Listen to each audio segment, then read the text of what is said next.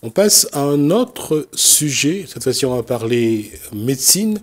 On va essayer de ne pas être hypocrite puisqu'on va parler d'Hippocrate. C'est dans Causement Réunionnais.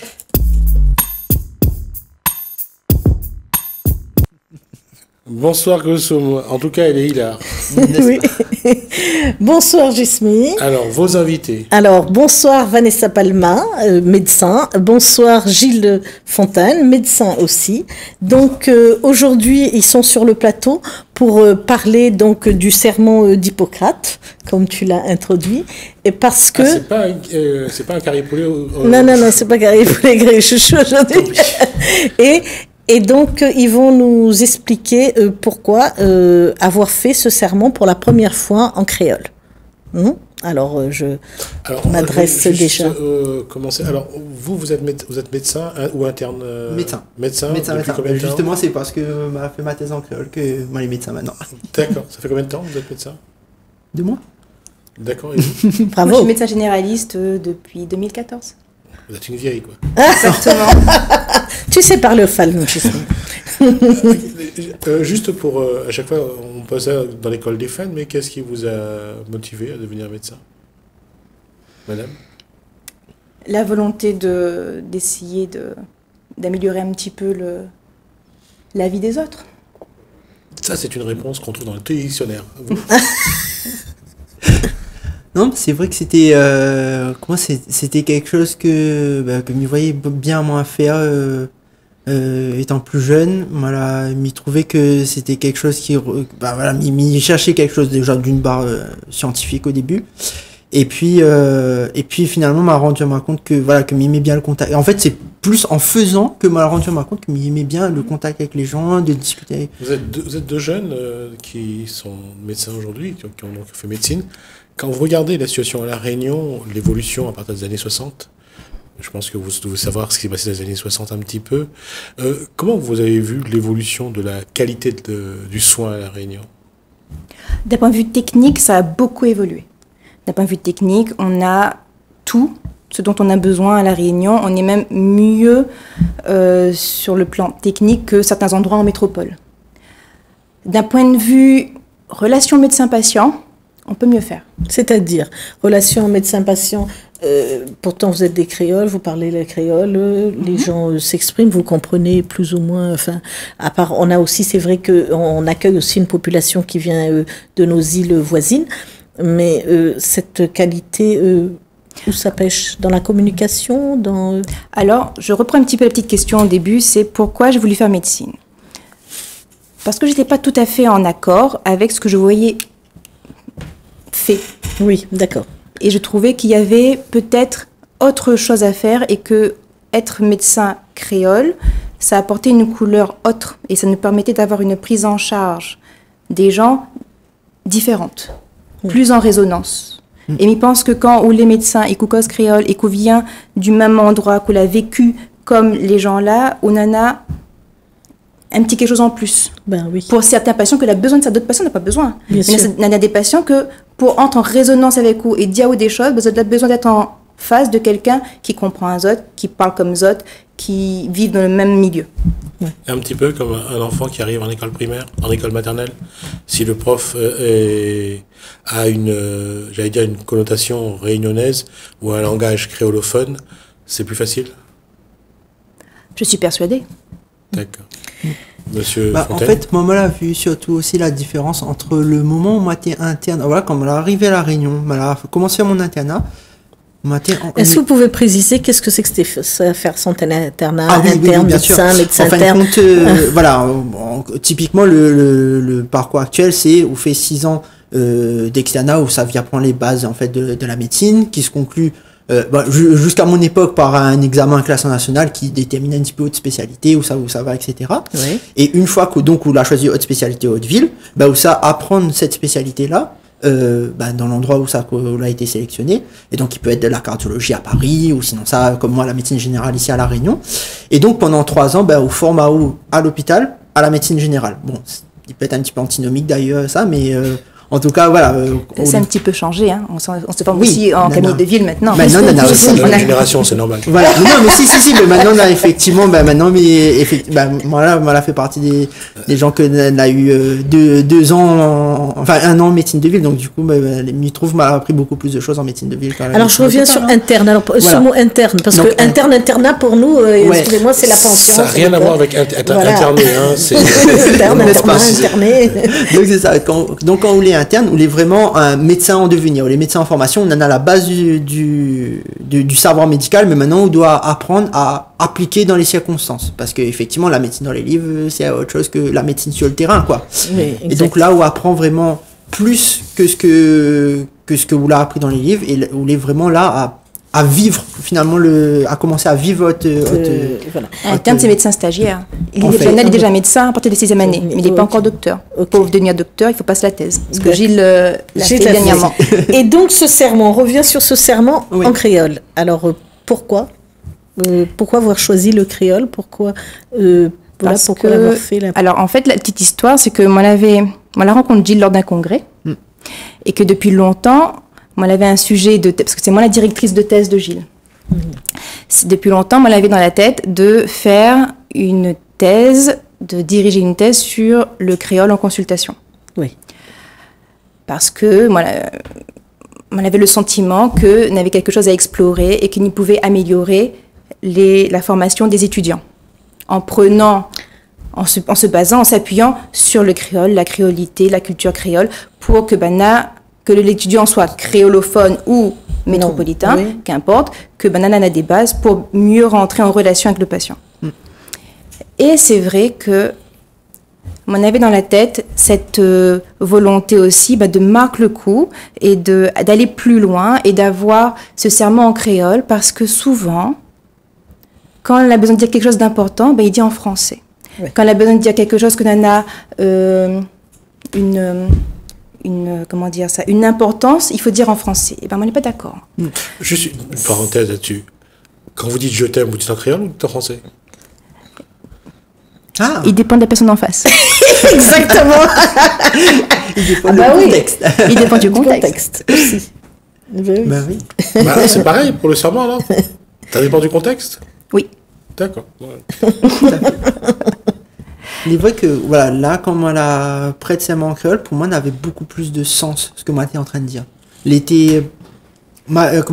voulait vraiment, comme il disait les affaires, que m'y disait ça vibrait à l'intérieur? Ouais, tout à fait. Donc là, m'était pas juste en train de réciter un texte pour dire, ouais, voilà, je promets de prendre soin de mes patients, etc. Non, là, m'était en train d'engager à moi, vraiment devant mes pairs, à dire que, voilà, Missa prendre soin de mes patients, que Missa faire en sorte de donner le maximum que m'y peut faire finalement. Quand on exprime les émotions, on exprime en créole souvent, quand c'est la colère, la frustration, l'énervement, la tristesse, la joie, le bonheur. Il y a un truc très simple, qu'on fait très bien en créole, c'est quand on gire de monde. Ah oui, ça aussi. Par exemple. Ça, c'est quand l'émotion ressort. Et c'est vrai que dire le serment en créole, c'est quelque chose d'intime, le serment. Quand on y prête serment, c'est pour toute une vie. C'est pour dire que nous apprenons en soin les gens d'une certaine manière, avec bienveillance. Et c'est quelque chose qui sortent de l'intérieur. Donc c'est vrai que dire ça en créole, il veut dire beaucoup pour nous. Oui, bien sûr. Bien sûr, et ça marque... Je vais faire un petit peu de transgénérationnel. Est-ce que les émotions des ancêtres jouent aussi? Est-ce que le fait de le dire en créole, vous vous ancrez un petit peu dans ce passé qui est aussi en vous, bien, parce que si les cellules de vos ancêtres sont en vous bien également, est-ce que ça compte pour vous aujourd'hui? Est-ce que vous êtes également dans cette, dans cette médecine où il faut tenir compte justement de l'émotion, de l'antériorité? Ah, tout à fait, mais complètement. Et complètement. On tient compte des émotions, on tient compte du contexte, de la tradition, des antériorités, de l'histoire, que ce soit l'histoire personnelle ou l'histoire collective. D'accord, ok. Maintenant, je comprends la démarche. Voilà. Non, mais tout à fait, parce qu'en fait, je pense qu'on ne peut pas prendre aujourd'hui un patient en charge sans prendre en compte bien sûr. Sa langue, ça c'est sûr, mais sa culture, sa culture, son histoire personnelle, son histoire. Ce qui vous amène aussi donc de le connaître l'espace de quelques minutes que vous allez être là. Vous allez donc rebondir sur les mots, sur l'intonation, sur la tenue, sur la posture. Donc, d'accord. Pour rentrer en résonance, pour être vraiment à côté du patient et avoir une posture d'accompagnement, donc une posture horizontale et pas la posture verticale du médecin d'antan qui était très paternaliste et qui disait bon, vous faites comme ci, faites comme ci, faites comme ça, et c'est un point, c'est tout. Nous, on essaie d'avoir une autre manière de faire. Ouais. Je ne veux pas jouer au sachant. Il y a quelque chose qui a motivé ce fait-là que aujourd'hui, pour vous, soigner comme vous voulez aujourd'hui, ça a son importance. Dans votre histoire, il y a un moment. Il y a plusieurs moments. D'accord. Il y a plusieurs moments. Il y a la fois où j'ai accompagné quelqu'un de ma famille en consultation. On n'était pas encore médecin à ce moment-là, on était encore jeune. Quelqu'un qui était en souffrance. C'est toujours jeune. Merci beaucoup. Quelqu'un qui était en souffrance, quelqu'un qui était en difficulté. Il est arrivé devant le docteur, il dit plus la même chose. Il cache un bout de la vérité. Il dit pas toute. C'est exactement ça. Et ça, elle est insupportable. C'est ça, oui. Et même moi, à ce moment-là, à cette époque-là, comme on était à côté, on n'était pas à l'aise forcément en face du docteur. Parce que c'était le docteur, vois. C'est le docteur, donc il faut faire attention comment il cause, comment il dit les choses, comment il dit les mots. Après, autre histoire personnelle aussi, c'est quand on était en métropole, cette fois-ci en tant qu'étudiant, comme Gilles, externe à ce moment-là, et moi, elle est en rapport avec un bout qui vient des Pyrénées. Mon noir, moi, elle n'a pas compris rien. Et je me suis dit, merde alors, pardon. Non, il n'y a pas de souci. On parle librement ici. D'accord. Comment faire si moi, je ne comprends pas ici, comment demande la Réunion vous avez interposé la situation. Compris par d'autres médecins qui sont dans la même situation, qui ne connaissent pas la culture, la langue et tout ça. Exact. Et ça, très difficile. Et enfin, surtout, et ça, c'était vraiment le déclic, c'est quand on a commencé à s'installer à moi, initialement à Dodane, après à la possession. À chaque consultation, à chaque journée de consultation, on avait des gens qui étaient dit à moi, docteur, ce que m'a dit, moi, on n'a jamais dit personne. Je me comment ça l'a jamais dit personne? Non, n'a rien écoute, m'a dit. Je me comment il se fait? Où il est comme moi? Où comprend? Où comprend? Ah oui. Donc, c'est cette connexion personnelle que chaque individu a avec son interlocuteur sur laquelle vous avez travaillé. Exactement. D'accord. Alors, le créole, pour revenir sur la langue, le créole, c'est aussi la langue vernaculaire de toutes les autres populations. Hein. Le maoré qui ne sait pas parler français, il va parler en créole. Je parle des Comoriens, des Malgaches, des Mauriciens, des Chéchélois, enfin, tous les peuples qui sont. Et donc, je vais être beaucoup plus terre à terre. Je vais prendre le créole réunionnais. Oui. Celui qui arrive... Ça, puisque vous êtes médecin, vous l'avez déjà vécu.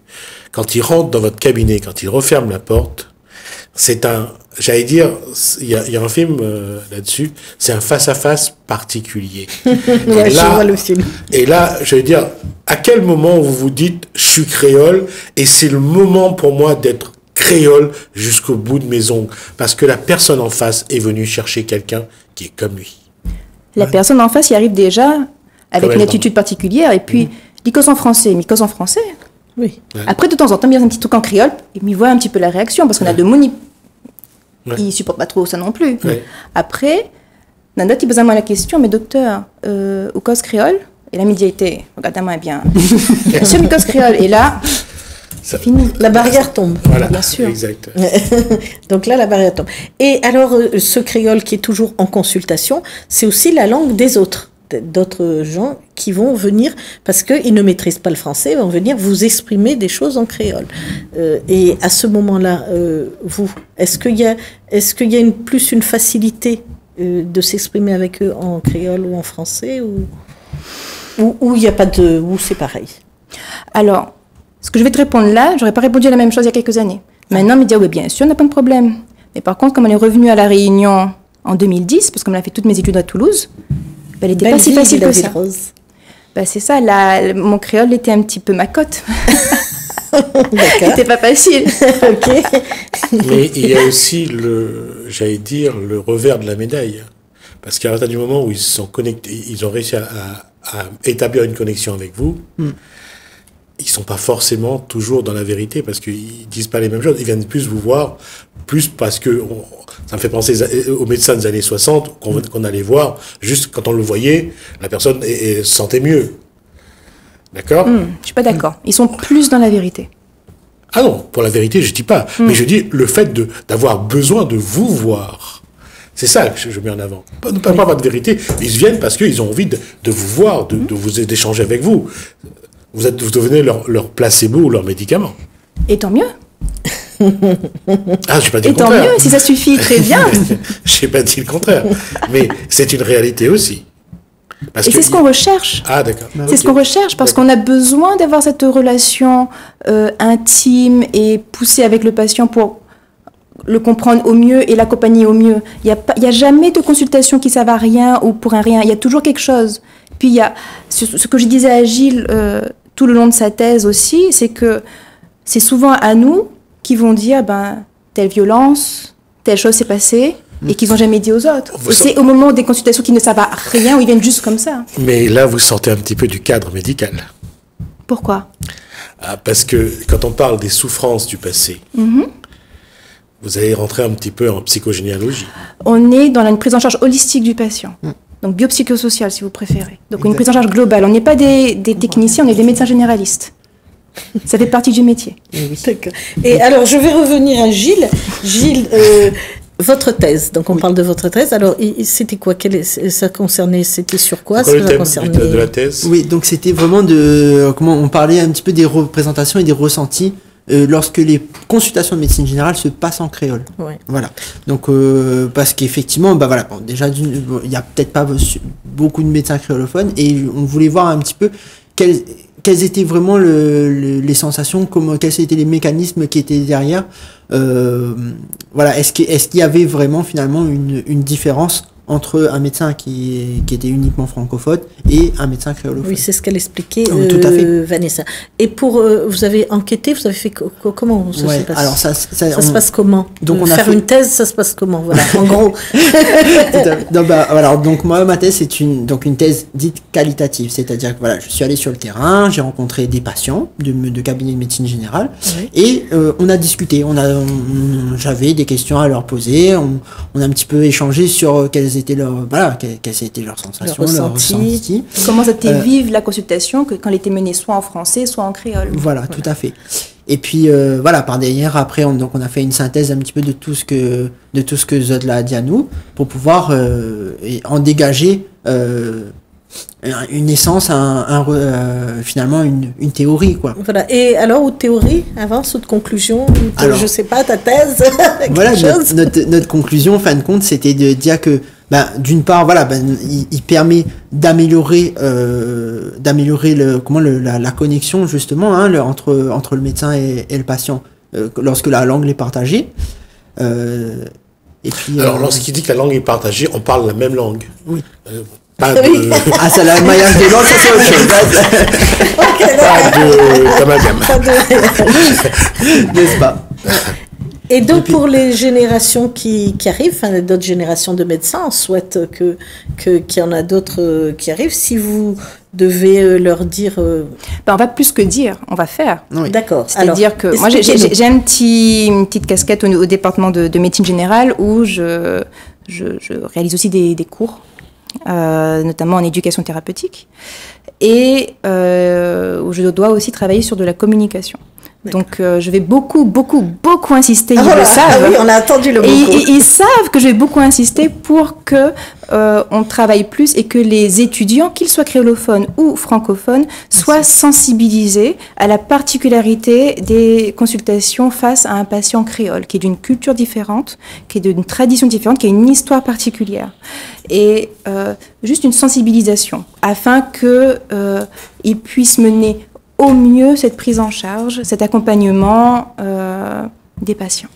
Il y a une réalité sur ce que vient de dire M. Fontaine également, et vous d'ailleurs aussi, c'est ce qu'a soulevé Koulsoum, c'est le fait que la connexion se fait en créole, dans la langue du patient, d'accord, ce qui maîtrise le mieux. Ça vous facilite donc le contact, la connexion, et apparemment vous mettez donc le patient à l'aise, et il peut mieux dire ses pathologies.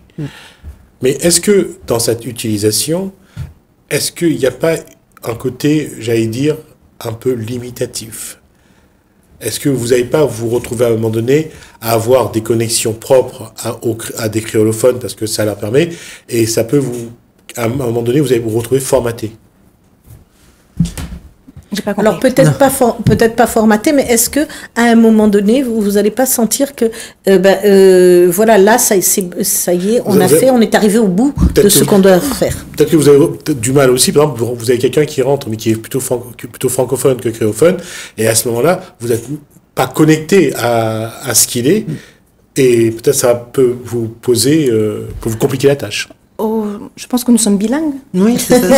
Ce que j'allais dire, c'est qu'à un certain moment, on va pouvoir, on arrive aussi à faire aussi cette transition assez facile avec le français. Bien sûr. Alors après, loin de moi de dire que je maîtrise la culture de telle ou telle région. Bien au contraire. Je pense aussi qu'un médecin savoyard va beaucoup mieux prendre en charge un public savoyard que nous, hein. Mais par contre, effectivement, je pense qu'en termes de compréhension et en termes d'échange, il n'y aura pas de souci. Hein. Parce que vous avez une connaissance de l'environnement créolophone. Vous savez c'est quoi un bray de lastron, vous savez c'est quoi un bray de mouroung, vous savez ce que ça contient. Donc c'est vrai que ces éléments-là peuvent vous aider à mieux comprendre certaines personnes, certaines pathologies. Oui, on sait aussi que forcément ils vont utiliser telle tisane dans tel contexte, qu'ils vont pas nous dire mes conseils qu'en fait qu'ils vont quand même faire. On sait aussi qu'ils vont nous dire que n'a point de légumes par ici par là-bas, mais que le marché forain est juste à côté de sa case. Oui, on connaît l'environnement du patient et on peut rebondir dessus. On l'utilise ça. On utilise la complexité et l'environnement global du patient pour l'accompagner. Alors, comme on a des médecins sur le plateau, on dit que manger sain chez nous, manger, puisqu'elle parlait de marché, d'aller chercher des aliments bio et tout, est cher à La Réunion. Et que la malbouffe est un peu moins chère. C'est ce qu'on véhicule comme préjugé. Alors, j'aurais voulu avoir vos avis. Je mets la casquette de nutritionniste, du coup, cette fois-ci. Ce que vous... Voilà. Alors, il dit, ça n'est pas vrai. Il pense que quand on mange un McDonald's, je sais pas quoi, KFC, tout ce qui arrive là, à côté de chez nous, justement, et que moi, on est en gros désaccord, il me coûte plus cher. Oui, que cher. Mange un riz, bread, rougail tomate, grains, les pas excessifs, et que les pas chers, et que c'est complètement équilibré. Ce sont des choix qu'il fait. Oui. Mais des fois, il dit, oui, mélange le riz avec le grain, fait grossir, madame. Ça dépend si on le mange tous les 2 heures. Ou bien une fois par semaine. Quantité. On va rester là parce qu'on a déjà dépassé le temps qui nous est imparti. Ce que je propose, par contre, sur la nutrition, si le jour où vous voulez, avec Kulsum, on vous reçoit, ça serait bien à la rigueur de montrer un petit peu le côté alimentation. En tout cas, on sera content de vous recevoir pour en parler. En tout cas, donc, Vanessa Palma, merci. Ça a été un plaisir. Merci également à M. Gilles Fontaine d'être venu sur ce plateau, nous apporter ça. Bravo à vous deux, en tout cas, et bravo à vous d'avoir accompagné Gilles Fontaine. En tout cas, ça fait plaisir, et puis ça montre aussi que on n'a pas besoin de le démontrer à chaque fois, mais ça nous fait plaisir en tout cas de recevoir des réunions de talents sur ce plateau. Merci Kulsum. Merci Gismi. Merci à vous de nous avoir suivis. Merci Hélène, merci François. Je vous dis à bientôt.